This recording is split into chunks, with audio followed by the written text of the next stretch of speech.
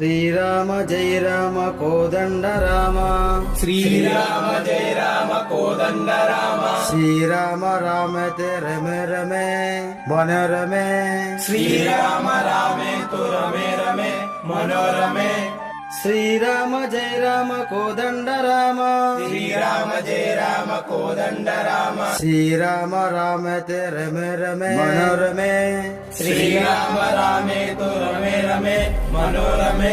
ఎవరు నువ్వు ఎంతకని దూరం నుంచి చూస్తున్నావు? నా పేరు హనుమంత గురువు గారు. నాకు మీ దగ్గర విద్య నేర్చుకోవాలని ఉంది, కానీ నేను తక్కువ జాతి వాని గురువు గారు.